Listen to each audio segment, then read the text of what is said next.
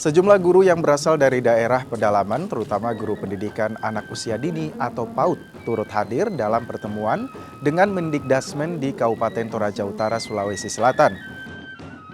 Guru pedalaman pun meminta Menteri untuk membuka formasi pengangkatan ASN untuk guru PAUD.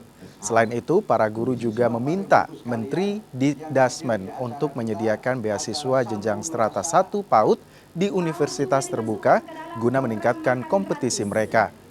Tak hanya itu, guru PAUD juga berharap program makan bergizi juga menyasar para siswa PAUD tidak hanya pada jenjang SD SMP. PAUD juga dimasukkan ke dalam program makan gratis.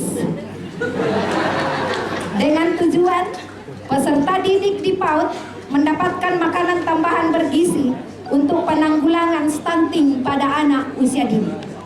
Kami di sekolah dasar sangat membutuhkan seorang tenaga administrasi karena selama ini sekolah dasar tidak memiliki tenaga khusus untuk menangani administrasi, sehingga guru-guru yang harusnya mengajar terganggu karena menangani beberapa administrasi, antara lain sebagai operator dapodik, operator arkas, dan bendahara.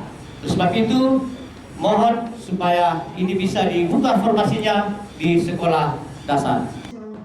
Saran dan usulan para guru ini akan dievaluasi dan dibahas untuk mengambil kebijakan lebih lanjut. Mendikdasmen juga akan mengkaji ujian nasional yang sebelumnya ditiadakan.